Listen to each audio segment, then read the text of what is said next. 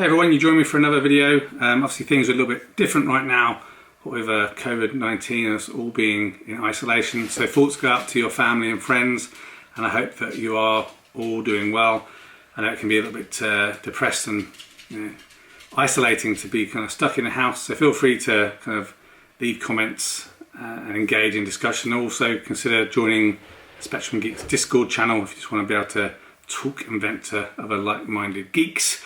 But this video we're going to talk about the PV solar performance of my system here in the UK for the month of March, and I also have a little update from Forever Green Energy, the people that did my solar install over a year ago.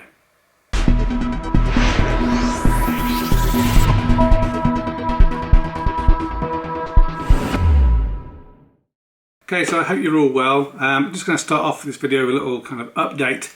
So I had a phone call at the weekend from the owner of Forever Green Energy for a couple of reasons. One was to kind of check in and make sure that everything's still okay with my roof, because they did fix the leak, and hopefully that continues to be a solved problem and won't come back again. He was pretty confident about it and also reassured me that if there is any issues, obviously they'll send someone out to investigate, and apologise that it took so long, so that's good. As I mentioned before, with this specific issue, but any issues, the main thing is about how these things get resolved. He also spoke to me a little bit about referrals. As I mentioned in the videos before, I'd never had any referral fees from them, and I know some of you who watch this channel have gone with Forever Green due to result of some of these videos. We had a discussion about kind of how they get referrals, and obviously they may get referrals through other means, and then people go out and find these videos. So it is a bit difficult to kind of confirm whether things are a proper referral from myself here at Spectrum Geeks or not. But as a kind of token gesture, he has given me a few £100 as referral. So thanks for that, and also thanks to you who have obviously gone with Forever Green as a result of these videos. If you do continue to do that, please mention obviously Dale Pearson or Spectrum Geeks to help with that referral, and obviously let me know as well. Be much appreciated. You can send an email to dale@spectrumgeeks.co.uk.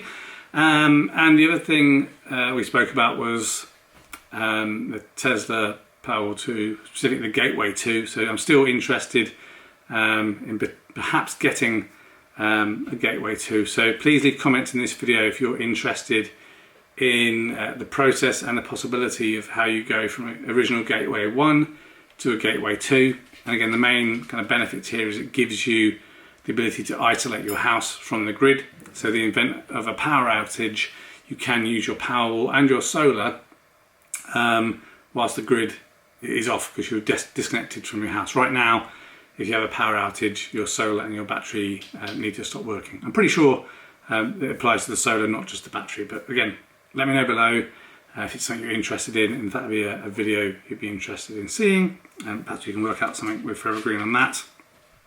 And then finally, something that I made a slight mistake that I'd like to clarify, that the owners kind of pointed out to me. In my video it was posted on the 2nd of September, was a 1-year update video, and I spoke about how the system had performed and how happy I am. One thing I kind of overlooked was I mentioned the solar edge charts that I was given as part of the original quote, and I did get those from Forever Green Energy, but they also provided their own chart and their own calculation that gave a kind of breakdown in annual performance over 20 years, including degradation of performance of panels and everything.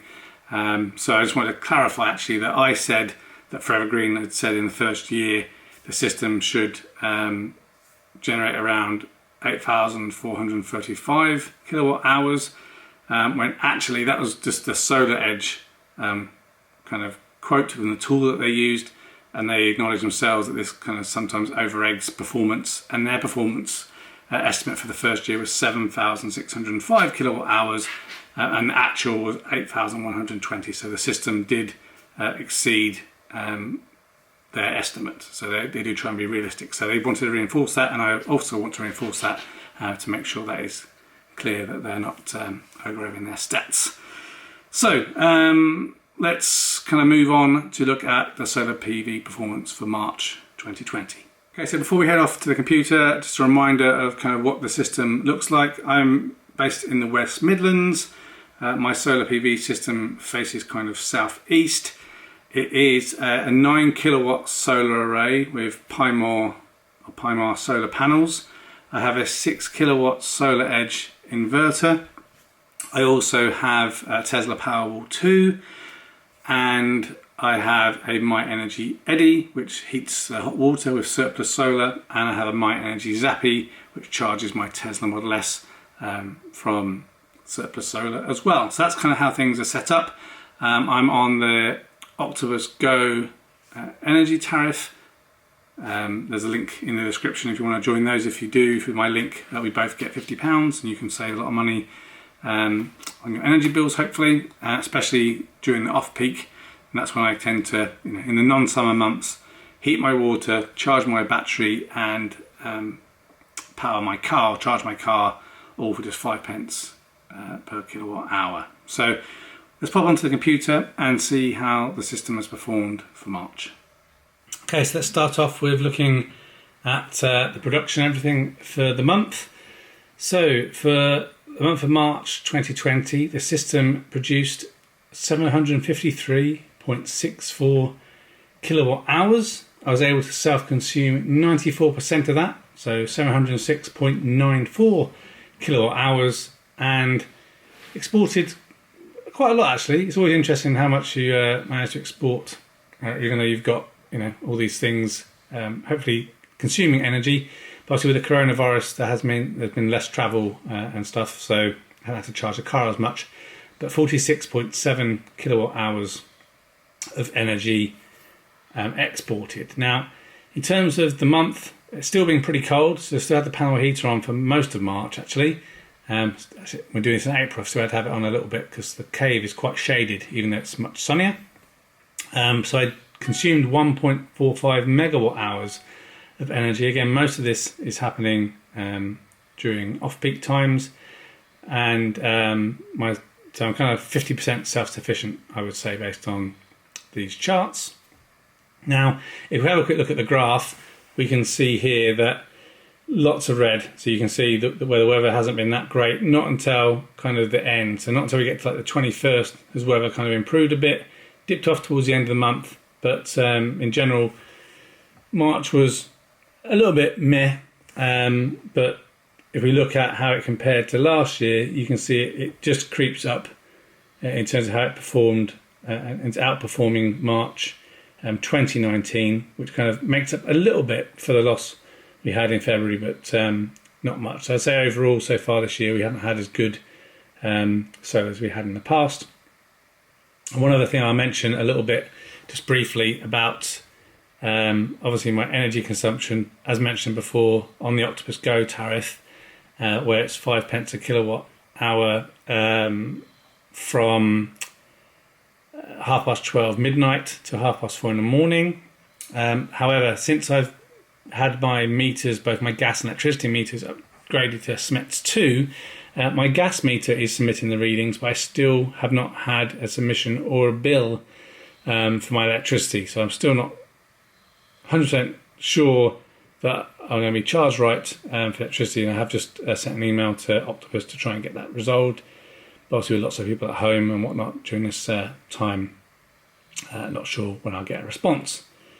But let's go into the day by day and see kind of how things have performed and utilised on a day by day basis. Okay, so if we go into the 1st of March, again, I'm not going to kind of go through everything specifically. If you're new to the channel, just kind of give you some high-level overviews. So in the morning, when I have the off-peak, this is when I'm doing different things. So water will be heated if needed. That doesn't happen until 2:30 until 4:30. So this is water heating here. But the Powerwall will be charged in between 12:30 and 4:30 in the morning if the Powerwall system itself does not think it will get charged up from the sun the following day. In general, this works pretty well, but it does have a few moments, and in March it did do some odd stuff where it didn't charge and we had to pull from the grid during the day, which is not the best, but it is what it is. And also in this 12:30 to 4:30, if I need to charge my car I would do that as well. But you can see here, the only thing happening really in this morning is some water heating from 2:30 to 4:30, and then the rest of the day actually pretty good. It is obviously a little bit overcast here and there, 'cause it's not a nice smooth bell curve, a bit jaggedy, but we have solar generation and exported a little bit. We look on to the next day. Here you can see Powerwall is charging, and it's probably a little bit of car going on there as well, and then car, Powerwall and hot water. So not too bad. The chart looks smaller, obviously because of the massive consumption in the morning, but not a bad morning. So we can see we're getting some good generation, like by it's about 9 o'clock or something. Well, you can see here, so that's at 8:30 in the morning. No, a bit later, sorry. Where are we? Yeah, here we are, 9:15. We're pretty much hitting 6 kilowatts from the solar panels, which is fantastic. So a nice bell curve to start us off in the morning. Not sure why we got this little bit of external consumption there, but taking a bit of time for the battery and the solar to kind of cover it, I guess. But yeah, a pretty good day, and then we're all good all the way through the rest of the day. In the morning here, the Powerwall didn't really charge much, because I think for some reason thought it was going to be sunny, and that meant that then by the morning there was not much left in the battery at all, so we had to pull from the grid in the morning until the sun could kind of make up some of it, but it meant we had a deficit in the rest of the day. Go to the third. Powerwall, hot water and car doing its thing. So we didn't do too bad, but again it's pretty cloudy, not brilliant generation, just over 12 kilowatt hours, and we had a lot of consumption, so we had to pull from the grid again this day. And this is also because I've got again that panel heater on in the cave, which is a 2 kilowatt heater that's keeping me warm. Again, overcast and not much generation again here on the 5th, so pretty similar story to the previous day. And then this is a much better day, so there's 6 here. We are a little bit of Powerwall charging going on because it was empty, and there is some hot water and Powerwall charging still happening here, but a beautiful solar day. Look at that lovely bell curve. We can see great generation, a bit of export happening, and that kind of is almost like a perfect day there for kind of this time of year. So we're hitting our peaks, getting a bit of clipping at the very peak of the day there at around 10:30, and then the kind of sun is moving around the other side of the house. So that's fantastic. That's the kind of days that I like. But obviously in the summer that bell curve is much bigger, and we kind of have clipping for a few more hours of the day. 7th, not too bad, but we kind of can hold our own. I think the car must be plugged in here just to kind of top it up a little bit, because I wasn't sure if it's going to be sunny again this day, and it wasn't really that great. We ran out of battery towards the end of the day there by the look of it. Pulling from the grid. Yep, another semi-sketchy day with kind of overcastness, but not too bad in terms of solar performance, covering everything that we need. And we just go into the 9th, and again, not really a great day, not brilliant solar generation, and yeah, having to pull from the grid a lot towards the afternoon. If we just go onto the 10th, similar day, lots of grid usage, really poor solar generation for the 10th, and again we're pulling from the grid in the afternoon and evening. Okay, so we go on to the 11th. Similar, Powerwall, hot water, car, all things charging. A reasonable solar day, a bit overcast, a bit peaky, but covers everything we need. All generation, bit of export, battery fully charged, everything's going well. Again, still getting this, because I still have my battery set to utilise energy from the grid during off-peak. Once we get more consistent sunny days, I will turn the Powerwall into solar powered only. But again, reasonable day, 27 kilowatt hours of generation, but again, lots of overcast, so a very spiky day in terms of how it performed.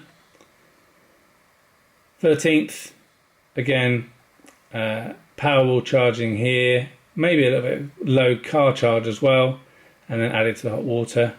Again, relatively sketchy day, and we're running out of power towards the end of the day. pulling from the grid. Some more here, lots of usage from the grid again. Not a great solar performing day, and so we run out of battery power again towards the evening. Not too bad in terms of what I need to pull from the grid. I think the system's starting to adapt a little bit to some sun, but again, not charging the Powerwall much, which means I then have a deficit. So by lunchtime, I can't meet my power needs in the house. So then by 4 o'clock, I'm pulling from the grid, which isn't great. This is really where you want to be able to set the Powerwall and tell it you want it to charge, regardless of what it thinks. Here we go again.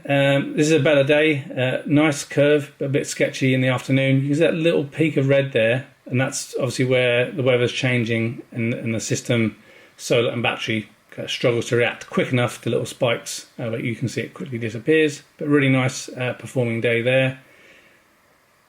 And again, you maybe look at these charts thinking, oh wow, you imported 20 kilowatt hours. I'm fine with that. Again, at 5 pence a kilowatt, that's nothing for kind of making sure that the battery and everything's working how I need it to. By this stage, I think sometime in March, I did stop the water heating timer, so we'll start to see less activity in the morning because I'm not pulling from the grid off peak to heat the water, just relying 100% on solar. So again here, the 17th, not a great day, very spiky, not great solar generation, so pulling from the grid a lot in the morning and the evening. 18th, Powerwall and car charging happening, and again, crap solar, and I just don't have the ability to meet the needs that we have, so most of it comes from the grid during peak times, which is sad. 19th, again, Powerwall and car charging, another bad day, lots of pulling from the grid, so a bit disheartened, but the sun is just a few days around the corner. So 19th, Powerwall charging and car charging, because I'm still having to kind of go to my father-in-law's house to kind of manage the house and stuff, so the car, I wanted it also to be charged in case we had some emergency during isolation, so I can get where I need to go to try and get that up. I wasn't sure what the solar was going to be like. And again, not a great day, 17 kilowatts, but not having to pull from the grid during peak time, so I'm okay with that. Okay, so for the 21st, still see here that there is Powerwall charging happening and heating hot water, but a pretty good day. So good production and some export, so a much nicer day. Still overcast, so it's a bit spiky. Going to the 22nd, a little bit of water heating going on, so I think we heated most of it from solar surplus.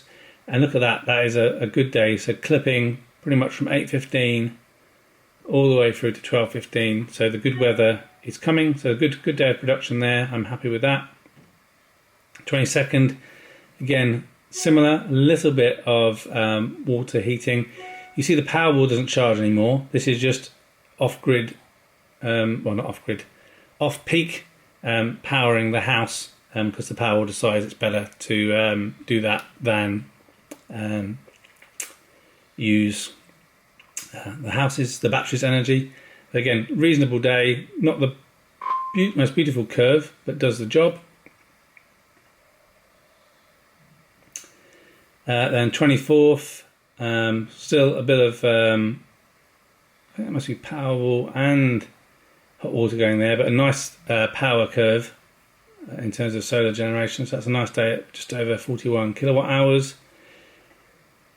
25th, again, I think I must still be heating hot water here because that's still high. Should have made a note of the date. I stopped doing that. I think I tweeted it. Again, much better curve, lots of export really, so 5 kilowatts exported, so should be heating. That's probably where I'm starting to think about not heating hot water anymore.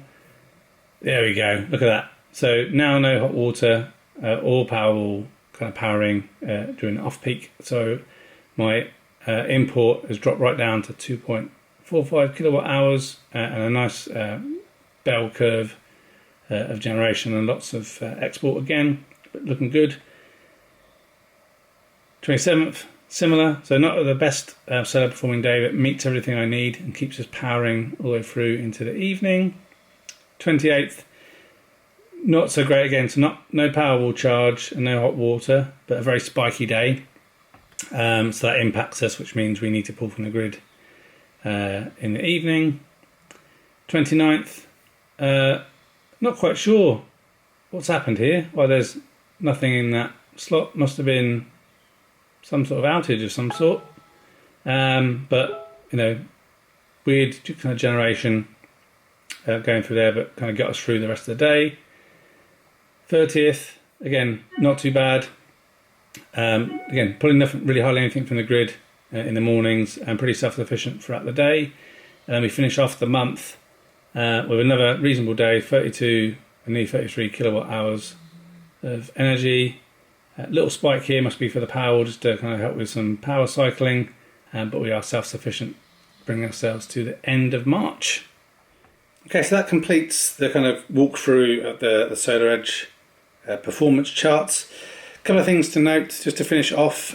So I mentioned that I stopped using the boost timer on my Eddy. I did cancel that on the app, but it didn't apply to the Eddy device itself, so I had to manually do it on the Eddy. So keep a note of that. Again, still not happy with the MyEnergy app, but I don't think they made any kind of improvements to that since the app was released. There's kind of that, in my opinion, the rush to enable her to still get the government grant. So let's look at the the stats from the Eddy and whatnot. So in terms of water heating, so for the month of March, 57 kilowatt hours of solar surplus went into heating the hot water in my hot water tank. In terms of car charging, so 86% of it came from the grid, so 273.60 kilowatt hours came from the grid, and 45.44 kilowatt hours, which is 14%, came from surplus solar. During the month of March, I did 465 miles, and so let's just call it 274 kilowatt hours I had to pay for to do that 465 miles. So that's roughly around £13.70 based on, I'm only charging that off peak at 5 pence a kilowatt. So I think that's still pretty good, £13.70 for 465 miles. It's pretty good in a massive car like the Tesla Model S. And then finally, if we look at the Powerwall, I managed to get 322 kilowatt hours of energy out of the Powerwall to power my house. So obviously, a combination of that, especially in the early parts of the month, will have been from the off-peak grid energy, and then some of it will be from the solar. So that kind of finishes things up for the month. So please leave feedback and comments down below. Let me know how well your solar system has performed. Let me know if you've had any issues with your MyEnergy devices, if you've kind of stopped boosting water and just not using the boost timer for water now, just relying on 100% solar. Still get heating on, and let me know your thoughts on if it's worth it, and if you're interested in a video that looks at taking a Tesla Gateway 1 and moving it to a Tesla Gateway 2 to give you that backup and isolation capability. Thanks as ever for watching. Stay safe, take care of yourself, and remember, keep your social distancing, look after yourself, look after others, and we will get through this together. Thanks for watching this video. A thumbs up would be really appreciated. If you're interested in other geek type videos, please consider subscribing to Spectrum Geeks. Why not also follow us on Facebook, Instagram and Twitter. And before you leave, why don't you check out one of these other videos that may be of interest. Thanks again for watching.